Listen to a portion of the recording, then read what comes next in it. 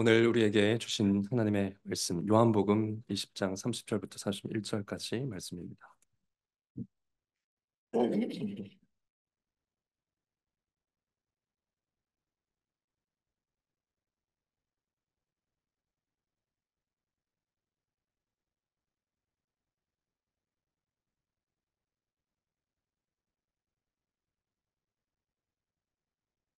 요한복음 20장 30절 31절 말씀입니다. 이것은 하나님의 말씀입니다. 예수께서 제자들 앞에서 이 책에 기록되지 아니한 다른 표적도 많이 행하셨으나 오직 이것을 기록함은 너희로 예수께서 하나님의 아들 그리스도이심을 믿게 하려 함이요 또 너희로 믿고 그 이름을 힘입어 생명을 얻게 하려 함이니라. 아멘. 읽은 말씀으로 믿는 자에게 생명을 얻게 하는 그릇이라는 제목의 설교를 선포하겠습니다. 2024년 우리가 표어 설교를 들었습니다. 우리는 거룩한 믿음의 도 위에 우리 자신을 건축하자 하는 말씀을 들었습니다. 그래서 상반기에는 사도신경을 강의하면서 거룩한 믿음의 내용을 한번 알아가 보도록 하겠습니다. 오늘은 지난 주일 성부에 대한 고백에 이어서 성자 하나님에 대한 고백의 첫 부분을 함께 살펴보도록 하겠습니다. 성자에 대한 고백의 첫 부분은 예수님의 이름들, 명칭들이라고 할 수 있습니다. 그 외아들 우리 주 예수 그리스도를 믿사오니 이렇게 우리가 고백하고 있지요. 자, 오늘 본문은 그 이름이 예수님의 명칭이 얼마나 중요한지를 알려주는 본문입니다. 먼저 이 이름은 성경이 기록되게 했을 만큼 중요하다라는 것을 오늘 본문에 알려줍니다. 오늘 본문은 요한복음의 기록 목적을 밝히고 있습니다. 예수님이 행하신 많은 표적들이 있습니다. 그 표적들은 한 책에 다 담을 수 없을 만큼 많죠. 그런데 왜 이 요한복음이라는 책에 담긴 그 내용만을 선별해서 기록한 이유가 뭔가? 이렇게 기록한 목적이 뭔가를 밝히고 있습니다. 뭐라고 합니까? 믿지 않는 자들은 예수님의 이름을 믿게 하고 또 믿음이 있는 자들은 그 이름을 힘입어 생명을 얻게 하려고 기록한 것이 이 책이다라고 말하고 있죠. 근데 요한복음뿐만이 아닌 것 같습니다. 이 체계라고 할 때 이 책을 성경 전체로 확장해도 목적은 달라지지 않을 것 같습니다. 삼위 하나님의 행하신 일 또한 성경에 다 담을 수 없을 만큼 많습니다. 그러나 성령님께서는 오직 성경에 담긴 내용만을 기록되게 하셨습니다. 이유가 무엇이겠습니까? 믿지 않는 자가 주 예수 그리스도의 이름을 믿게 하고 또 믿는 자는 그 이름 안에서 삼위 하나님과의 생명의 교제를 누리게 하려 함입니다. 그래서 성경이 기록되었다고 하니까 이 이름들이 얼마나 중요합니까? 또 이 이름은 우리의 생명을 생각할 때 그 중요성이 더 커집니다. 오늘 읽은 말씀에 따르면 예수님의 이름을 믿지 않는 사람이나 혹은 예수님의 이름을 힘입어 살아가지 않는 사람들에게 무엇이 없겠습니까? 말씀을 쭉 읽어보니까 생명이 없습니다. 마치 중간에 댕강 잘려서 화병에 꽂아놓은 장미꽃과 같은 상태라는 것입니다. 화려하게 삶을 꾸며도 예수님을 믿지 않는 삶에는 생명이 없다는 것이죠. 교회에 출석하고 있다고 해도 신앙생활 잘하는 것처럼 꾸미더라도 그리스도의 이름과 상관없이 사는 그 성도에게는 그 삶에는 생명력이 없다는 것입니다. 그런데 믿음이 없는 자에게는 믿음을, 생명이 없는 자에게는 생명을 얻게 하는 이름이 무엇이다? 하나님의 아들 주 예수 그리스도. 그 이름이라는 것입니다. 그러니까 우리의 생명을 생각할 때 이 이름은 얼마나 중요합니까? 그런데 사랑하는 성도 여러분, 우리는 또 우리 주변에는 정말 중요한 것이 무엇인지 잊게 만드는 걸로 가득한 것 같습니다. 기술이 발전하면서 손쉽게 접근할 수 있는 중독성 높은 오락거리들이 굉장히 많아졌습니다. 그것들은 마치 진통제처럼 이 생명 없는 죄인의 삶의 고통을 잠시 잊어버리게 해줍니다. 물론 살다 보면 진통제도 필요하죠. 그러나 고통의 원인을 치료하지 않고 진통제만 찾다가는 어떻게 됩니까? 진통제 중독되고요. 결국 죽습니다. 목숨을 잃게 되지요. 온통 진통제를 권하는 이 세상 속에서 오직 주 예수 그리스도의 이름만이 우리를 치료하고 우리를 진정 살려내는 생명을 제공합니다. 따라서 오늘 우리는 주 예수 그리스도가 하나님의 아들이심을 믿는 자는 그 이름 안에서 생명을 얻습니다라는 이 말씀의 요지를 가지고 세 가지 질문을 통해 살펴보도록 하겠습니다. 첫째, 그 이름의 의미는 무엇인가? 둘째, 그 이름을 믿는다는 것은 어떤 의미인가?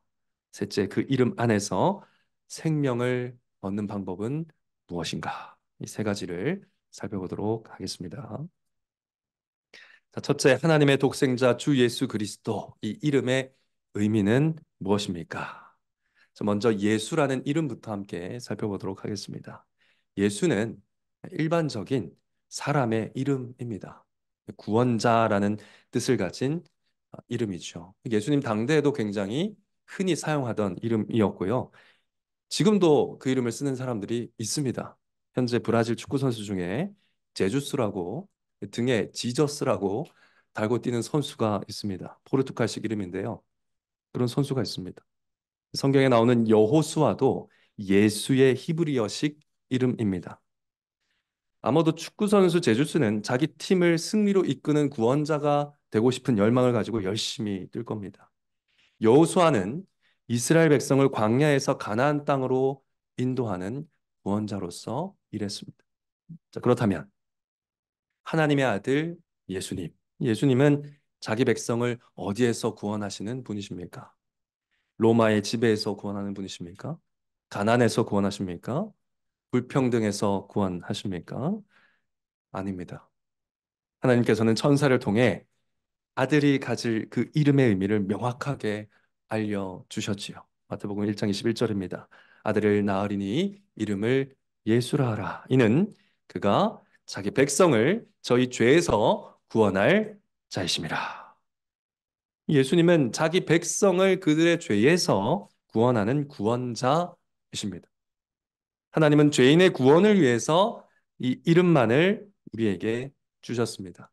다른 이로서는 구원을 얻을 수 없나니 천하 인간의 구원을 얻을 만한 다른 이름을 우리에게 주신 일이 없음이니라 했습니다. 죄에서 구원받는 것이 사람의 진정한 구원입니다. 사람의 진정한 생명입니다. 그 구원을 이루시려고 하나님이 예수라는 이름을 가지고 이 세상에 오신 것이죠. 우리를 죄와 죽음에서 구원하는 분은 오직 예수뿐입니다. 그러면 예수랑 늘 함께 등장하는 그리스도라는 이름은 어떤 의미입니까? 그리스도는 예수님의 직분을 나타내는 이름이죠. 제가 정중현 목사라고 불리는데 정중현은 이름이고요. 목사는 제가 하는 일을 나타내는 직분의 이름이죠. 마찬가지로 예수는 이름이고요. 그리스도는 예수님이 구원자로서 하시는 일이 무엇인지 알려주는 직분의 이름입니다. 그리스도는 기름 부음 받은 자라는 의미를 가지고 있죠. 구약 시대에 하나님의 영이 기름 붓듯 임하여서 하나님의 구원의 도구로 사용됐던 왕, 선지자, 제사장을 그리스도라 불렀습니다. 예수님도 성령으로 기름 부음 받으셔서 왕으로 선지자로 제사장으로 우리를 구원하셨습니다. 그러나 예수님은 이전에 있던 모든 왕들, 이전에 있던 모든 선지자들, 이전에 있던 모든 제사장들과 다른 분이셨습니다. 차원이 다른 분이셨다는 것이죠. 구약의 선지자들은 하나님의 말씀의 일부를 전하는 하나님의 하나님의 도구였을 뿐이지만 예수님은 하나님의 말씀, 하나님의 계시 그 자체이셨습니다. 구약의 대제사장은 짐승의 피로 제사를 드렸지만 예수님은 자기 몸을 제물로 드려서 제사를 드리셨죠. 예수님은 죄가 없으시기 때문에 자기 죄를 용서받기 위한 제사를 드릴 필요가 없는 유일한 대제사장이십니다. 구약의 왕들은 칼과 힘으로 백성을 지켜냈지만 예수님은 말씀과 성령으로 백성을 통치하시며 그들을 영원히 지키십니다.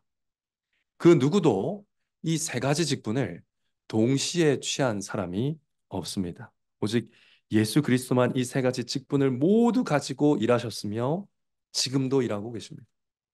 그래서 예수님은 모든 면에서 그 누구보다 탁월한 그리스도이십니다. 이제 주님이라는 이름을 함께 살펴봅시다. 오늘 본문에는 주님이라는 단어 자체가 나오진 않지만 두 구절 올라가서 28절을 한번 보시면요. 예수님의 제자들이 예수님을 뭐라고 부르는지를 알 수 있습니다. 뭐라고 부릅니까? 나의 주시며 나의 하나님이시니이다. 주님이라고 불렀다는 것입니다. 자, 이 고백은 죽으시고 부활하신 예수님이 내 몸과 내 마음과 내 영혼과 내 생명을 주관하는 주인이시며 하나님이십니다라고 고백한 것입니다. 여기서 알 수 있듯이 이 주님이라는 말은 주인이라는 소유주라는 뜻입니다. 사실 이 주님이라는 말은요, 구약의 여호와 하나님을 가리키는 아주 주요한 명칭들 중에 하나입니다. 왜입니까? 하나님이 천지를 창조하신 창조주이시죠. 그리고 만드신 세상을 다스리시는 주군이시죠. 또 선과 악을 심판하는 심판주이십니다. 그러니까 여호와 하나님의 주권과 권능을 잘 표현하는 명칭 중 하나가 바로 주님이라는 것입니다. 그런데 이 주님이라는 칭호가 아버지께 죽기까지 복종하시고 부활하신 예수님께도 주어집니다. 이에 대해서 바울은 빌립보서 2장 9절부터 이렇게 찬송을 합니다. 이러므로 하나님이 그를 지극히 높여, 그는 예수 그리스도이십니다. 그를 지극히 높여 모든 이름 위에 뛰어난 이름, 이게 무엇이겠습니까? 주입니다. 주. 주라는 이름을 주셔서 하늘에 있는 자들과 땅에 있는 자들과 땅 아래에 있는 자들로 모든 무릎을 예수의 이름에 꿇게 하시고 모든 입으로 예수 그리스도를 주라 시인하여 예수 그리스도를 주라 고백하여 하나님 아버지께 영광을 돌리게 하셨느니라 했습니다. 예수님은 주라는 이름과 함께 하늘과 땅의 모든 권세를 받으셨고 승천하사 하나님 우편에 앉으셔서 온 세상의 주인으로 즉 만유의 주로 나타나셨습니다. 우리 모두의 운명은 산자와 죽은 자를 심판하러 오실 오직 주님께 달려 있습니다. 예수님은 그렇게 우리의 주님이십니다. 자, 이 주 예수 그리스도가 하나님의 외아들이십니다라는 것이 복음입니다. 우리를 살게 하는 복음이죠. 그러면 하나님의 외아들이라는 것은 어떤 의미를 가집니까? 먼저 하나님의 아들이라는 말의 의미는 예수님 역시 하나님이라는 뜻입니다. 우리 자녀 여러분, 사자의 새끼가 무엇입니까? 사자의 새끼. 사자의 아들은 뭡니까? 모르겠어요. 사자의 아들은 사자입니다. 사람의 아들은 뭡니까? 사람이죠. 네. 그렇다면 하나님의 아들은 누구시겠습니까? 하나님이라는 것입니다.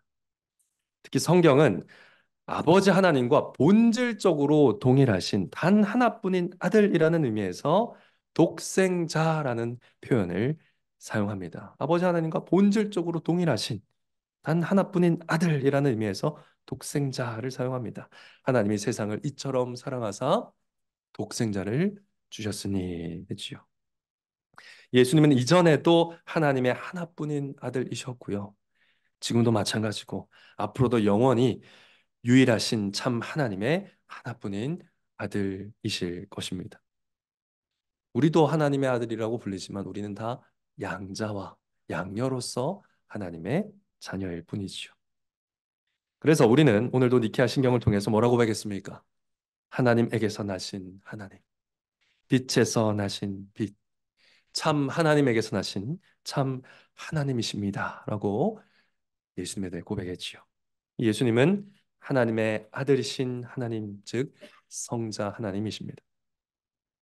자, 그러면 이제 주 예수 그리스도께서 하나님의 아들이시다라는 이 고백의 의미를 알 수 있겠지요. 이 고백의 의미는 무엇입니까? 죄에서 자기 백성을 구원하실 예수라는 참 사람으로 이 땅에 태어나신 그리스도께서 하나님의 뜻대로 십자가에 죽으시고 부활하셔서 우리를 구속하시고 우리의 구주가 되셨는데 그분이 바로 참 하나님의 아들, 곧 성자 하나님이시다라는 것입니다. 여러분, 이 이름만 잘 기억하고 있어도 복음의 내용을 정확하게 기억하고 생각할 수 있습니다. 이것이 이 이름들이 전하는 복음입니다. 자, 이제 이름의 의미를 알았으니 끝입니까? 그렇지 않습니다. 둘째로 그 이름을 믿어야 하는데 그러면 믿는다라는 것은 무엇을 뜻합니까? 함께 살펴보겠습니다. 이것을 알기 위해서는 먼저 믿음이 무엇인지 알아야 할 것인데요. 우선 믿음이 아닌 것부터 정리를 한번 해보겠습니다. 그럼 믿음은 단지 아는 것을 뜻하지 않습니다. 사실 제가 앞에서 설명한 내용들 아주 익숙한 분도 계실 겁니다. 다 알고 있는 분도 계실 거예요. 그러나 의미를 안다고 그 이름을 믿는 건 아닙니다. 또한 믿음은 한번 결정한다는 의미도 아닙니다. 천국을 가기 위해서 예수님을 믿기로 한번 결정하면 거기서 믿는 일이 끝나는 것인가? 그렇지가 않다는 것입니다. 또 내가 한 일을 믿으면서 어쨌든 그것이 믿음이라고 우기는 것, 그것도 믿음이 아닙니다. 예를 들어서 죄를 지었어요. 죄를 지은 이후에 자책하고 절망하고 막 자신을 때리고 자학을 하고요. 하나님을 피해서 숨고 교회에서 멀어지고 그렇게 스스로에게 벌을 주어서 죄를 해결하려고 합니다. 혹은 선하게 착하게 살고 많은 사람들의 칭찬과 박수와 인정을 받음으로써 부모님의 인정을 받고 목사님의 인정을 받고 교회 선생님에게 인정을 받고 이렇게 좋은 성도로 칭찬을 받아내서 죄인됨을 묽게 희석시키려고 하기도 합니다. 이처럼 우리는 죄의 결과를 바로잡으려고 스스로 노력하면서 그것을 믿음이라고, 제가 믿음이 있다고 우기고 싶어 합니다. 그러나 믿음이 아닙니다. 자신이 한 일을 믿는 것은 참된 믿음이 아닙니다. 믿음은 내가 만들어낼 수가 없습니다. 믿음은 하나님의 선물이기 때문입니다. 그렇다면 주 예수 그리스도의 이름을 믿는다라는 것은 무엇을 의미합니까? 하나님의 아들이신 주 예수 그리스도가 계속 내 삶에 필요하다고 매일 구원을 요청하는 것이 바로 믿음입니다. 날마다 내가 노력한 일이 아니라 예수께서 성경에 기록한 그대로 그의 이름으로 이루신 구원을 전인격적으로 의지하는 것이 믿음입니다. 예수께서 그 이름으로 하신 일 때문에 내 일이 아니라 내 노력이 아니라 예수님이 그의 이름을 가지고 행하신 그 모든 일 때문에 하나님과 나의 무너진 관계가 회복되었다라는 것을 굳게 신뢰하는 것. 이것이 바로 그 이름을 믿는 믿음. 하나님만이 주실 수 있는 참된 믿음입니다. 그러면 믿음은 예수님이 나의 구원을 위한 모든 것을 하셨구나. 이 관계를 다 회복시키셨구나. 아멘. 하고 가만히 있는 것입니까? 그렇지가 않습니다. 믿음은 반드시 열매 맺게 되어 있습니다. 속에 있는 믿음은 반드시 밖으로 고백되게 되어 있습니다. 말하게 되어 있습니다. 행동하게 되어 있습니다. 삶이 되게 되어 있습니다. 믿음은 그런 것입니다. 우리는 믿는 대로 행동하고 살아갑니다. 삶과 행동의 핵심은 믿음입니다. 그러므로 예수 그리스도의 이름을 믿는 자는 믿습니다 하고 가만히 있지 않습니다. 매일 그 이름 안에서 행동하고 살아갑니다. 그 이름 안에서 행동하고 산다는 건 무엇을 말합니까? 예수님이 우리에게 행하신 일을 믿고 그 이름 안에서 성령님이 만들어주시는 정체성을 분명히 인식하고 살아가는 것입니다. 그 이름 안에서 성령님이 경험하게 하시는 새로운 정체성으로 살아가게 하시는 하나님 나라를 맛보면서 사는 삶이 믿음의 삶이라는 것입니다. 약간 어려울 수 있는데 예를 들어 설명해 보겠습니다.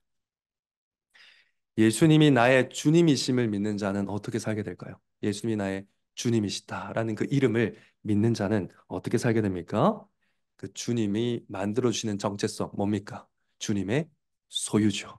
나는 주님의 소유가 됩니다. 주님을 믿을 때 나는 주님의 소유가 되지요. 그 정체성으로 삽니다. 다른 것 주라고 고백하지 않고 나는 오직 예수님의 소유, 예수님의 것입니다. 주님만 나의 주이십니다. 라고 고백하며 살아갑니다. 예수님이 나의 그리스도라는 것을 믿는 자는, 그리스도라는 이름을 믿는 자는 어떤 정체성을 가지고 살게 될까요? 그리스도인이라는 정체성을 가지고 살게 됩니다. 예수님을 전하는 작은 선지자로 살고요. 삶으로 예배하는 작은 제사장으로 살고요. 죄와 마귀와 싸우는 작은 왕으로 살려고 주님 앞에 구하며 나아갑니다. 예수님이 하나님의 독생자이심을 믿는 자는 어떤 정체성을 가지게 됩니까? 예수님이 하나님의 아들이다 라는 그 이름을 믿는 자는 어떤 정체성을 가지게 될까요? 예수님 때문에 입양된 하나님의 자녀라는 정체성을 가지고 삽니다. 하나님의 자녀이니 아버지가 나를 버리십니까? 버리시지 않습니다. 나를 아버지의 사랑에서 끊을 수 있는 것은 없다고 믿습니다. 그래서 내 죄가 아무리 사악하다 할지라도 늘 사랑의 아버지께로 돌아가는 선택을 합니다. 늘 회개하는 삶을 살아간다는 것입니다. 평생 회개하는 삶을 포기하지 않고 살아갑니다. 아버지가 나를 포기하지 않을 것을 믿기 때문이지요. 삶이 바뀌는 겁니다. 예수님을 나의 구원자라고 믿는 자는 어떤 정체성을 가지게 됩니까? 내가 죄인이었으나 구원받았다라는 이 정체성을 가지고 살아가게 됩니다. 나 같은 죄인을 나의 아무 노력 없이 오직 하나님의 은혜로 구원하신 그 하나님으로 인해서 모든 일에 항상 감사하며 겸손하게 살아가게 되는 것이죠. 이것이 하나님의 이름이 바꿔놓는 정체성이고 새로운 삶입니다. 이처럼 그 이름을 믿는 자는 그 이름 안에서 만들어진 정체성으로 살아갑니다. 나 같으면 못할 일들을 예수님의 이름으로 해내며 살아가는 것이죠. 정중현이면 사랑하지 못할 사람들을 예수님의 이름으로 사랑해내는 것입니다. 정중현이라면 용서하지 못할 사람들을 예수 그리스도의 이름으로 용서하고 품는 것이죠. 그렇게 이 땅에 속한 사람들과는 다른 세계를 살아가는 사람이 바로 주 예수 그리스도의 이름을 믿는 그 이름 안에서 사는 사람들입니다. 주 예수 그리스도의 이름 안에서만 보이는 하나님의 세계가 있다는 것이죠. 하나님의 나라가 그 예수 그리스도의 이름 안에 있다는 것입니다. 그 이름이 보여주는 하나님의 나라를 살아가는 것이 바로 성도입니다. 보이지 않는 영원한 그 나라를 보게 하는 것이 바로 믿음이기 때문이죠. 그런데 믿는 자가 그 믿음의 삶을 살아가기 위한 생명을 계속 공급받아야 됩니다. 그런데 그 생명을 어디에서 얻는다고 합니까? 오늘 본문은 그 이름을 힘입어서 생명을 얻는다 합니다. 자, 여기서 세 번째 질문을 던지는 것이 좋겠지요. 우리는 어떻게 그 이름을 힘입어서 생명을 얻겠습니까? 먼저 그 이름을 힘입어라는 오늘 성경 말씀을 원어를 그대로 읽으면 그 이름 안에서입니다. 인입니다. 그 이름 안에서. 예수님의 이름 안에서 우리는 생명을 얻는다, 소유하게 된다. 이렇게 기록하고 있습니다. 자, 그리스도의 이름 안에 있다는 말은 그리스도 안에 있다는 뜻이죠. 그리스도 안에 있으면서 그분과 친밀한 교제와 관계를 누린다는 의미입니다. 그럼 성경에 그리스도 안에 거하라, 그리스도 안에, 예수 그리스도 안에 엄청난 많은 표현들이 나오는데 그것은 예수님을 믿는다라는 의미고요. 조금 더 묘사를 하자면 그 예수 그리스도와 연합해서 그와 함께 교제와 친교와 사랑을 누리는 관계 안에 있다라는 의미입니다. 그 이름 때문에 맺어진 관계가 우리의 생명입니다. 그 이름 때문에 맺어진 관계가 생명이라는 겁니다. 예수님이 그 이름으로 회복시킨 관계 속에서 서로 깊이 알아가고 사랑하는 것이 바로 생명입니다. 그러면 어떻게 그리스도와 친밀한 생명의 관계를 누리겠습니까? 친밀하려면 무엇이 필요하죠? 친구와 친해지고 싶다. 어떻게 해야 됩니까?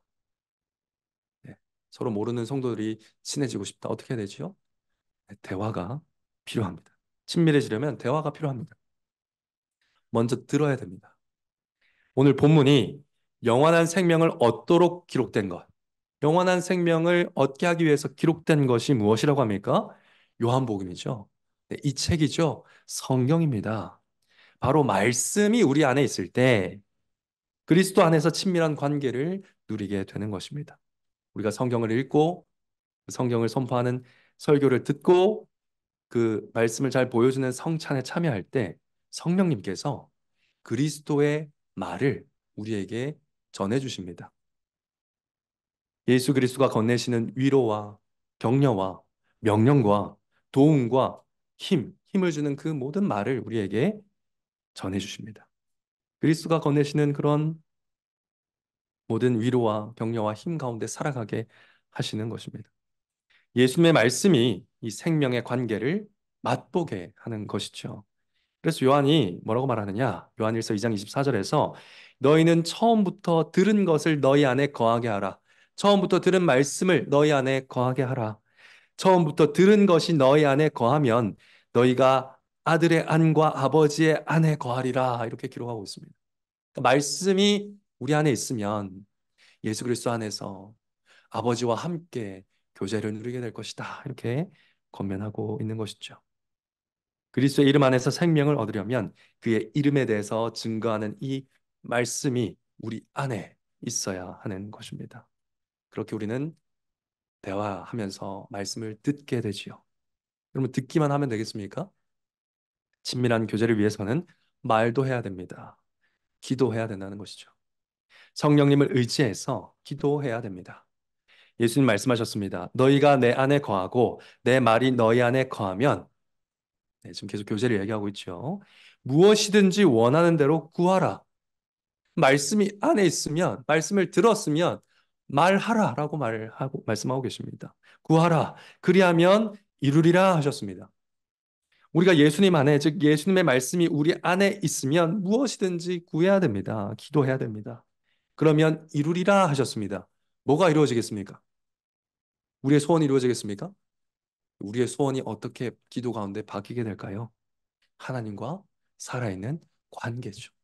그 관계가 이루어지는 것입니다. 사랑을 주고받는 충만한 관계의 기쁨이 이루어지는 것입니다. 사랑이 풍성히 일어나는 일들이 이루어지는 것입니다.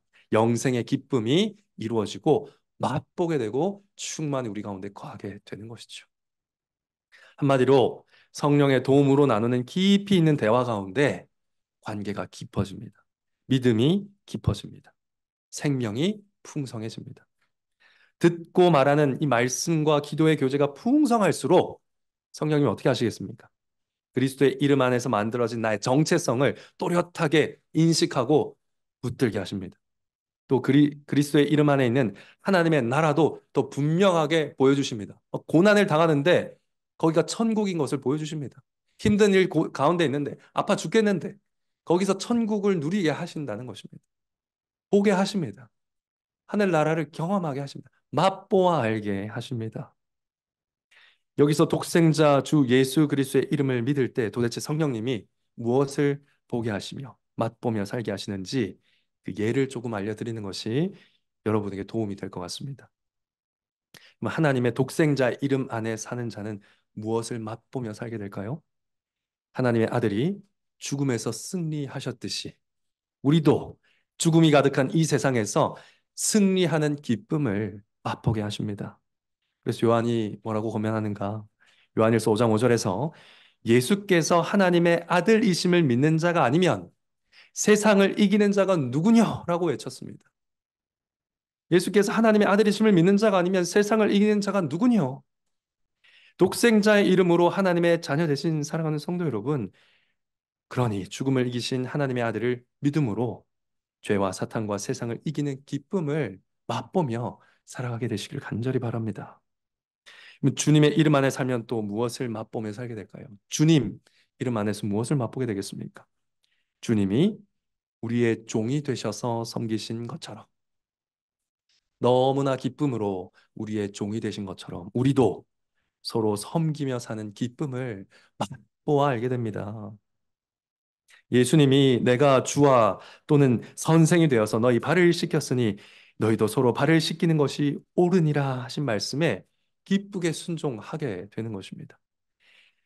주님의 보혈로 구속받고 그의 소유가 되신 사랑하는 성도 여러분, 주의 소유라는 기쁨으로 즐겁게 낮아지시고 즐겁게 비천한 곳으로 가셔서 즐겁게 남 섬기는 삶을, 기쁨을 맛보게 되시기를 간절히 바랍니다. 여러분, 예수의 이름 안에 살면 무엇을 맛보게 될까요?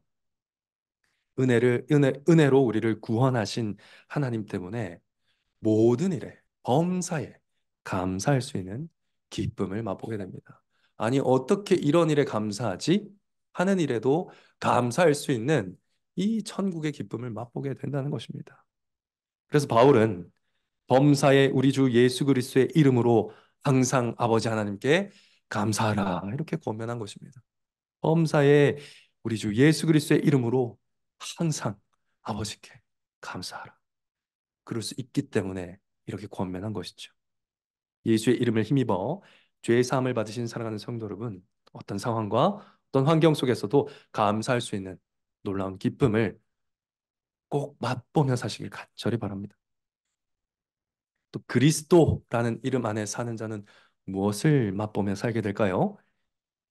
그리스도인으로 받는 고난을 부끄러워하지 않고 도리어 그 고난으로 하나님께 영광을 돌리는 기쁨으로 살아가게 됩니다.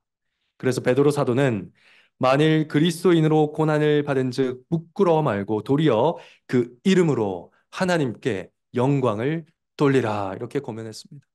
고난을 부끄러워 말고 그 이름으로 하나님께 영광을 돌리라. 나의 고난, 나의 약함, 나의 죽음조차도 그것을 통해 하나님의 이름을 드러내고 그 이름으로 하나님을 영화롭게 할 수 있다라는 것이죠. 그것이 성도의 영광이죠. 그리스도인이신 사랑하는 성도 여러분, 여러분의 모든 고난까지도 그것을 가지고도 하나님께 영광을 올려드리는 이 기쁨을 맛보며 살아가게 되시기를 간절히 바랍니다. 사랑하는 성도 여러분, 각 이름마다 하나씩만 제가 뽑은 겁니다. 겨우 추린 거예요. 성경을 펼쳐보시면 예수 그리스도의 이름으로 맛볼 수 있는 삶의 기쁨이 가득합니다. 이 땅을 천국의 삶으로 살아갈 수 있는 기쁨이 가득합니다. 읽지 않아서 모르는 것이죠. 몰라서 못 누리는 것입니다. 가득 들어 있습니다. 오늘 집에 가셔서 성경을 펴시고 성령님께서 깨닫게 해주시기를 기도하면서 제가 설교문에 그와 관련된 설교 구절 다 적어놨습니다. 설교문 통해서 하나하나 다 찾아보시면서 천천히 묵상해 보십시오. 도대체 그리스도의 이름으로 성도가 어떻게까지 살 수 있는지를 한번 보시기 바랍니다. 그리고 기뻐하십시오. 그 삶을 사모하시기 바랍니다. 성령님께서 예수 그리스도의 이름으로 행하신 그 일들의 아름다움을 발견하고 기뻐하며 누리게 하실 것입니다. 믿음을 선물로 주실 것입니다. 여러분의 삶의 생명을 허락해 주실 것입니다. 그 이름의 아름다움과 영광을 더 많이 깨닫게 해달라고 기도하면서 자주 성경을 펼쳐서 주의 이름을 묵상하며 주의 말씀에 귀를 기울이는 여러분 되시기 바랍니다. 또한 예수님의 이름으로 기도하면서 여러분이 해결할 수 없는 일들을 말하십시오. 대화하시기 바랍니다. 죄로 인한 아픔, 죄로 인한 슬픔, 죄로 인한 분노와 절망을 아뢰십시오. 그거 여러분이 못합니다. 여러분 해결 못해요. 기도해야 됩니다. 그래야 여러분이 살지 않겠습니까? 살려면 기도해야 되지 않겠습니까? 이 사랑의 대화에 우리의 생명이 있지 않겠습니까?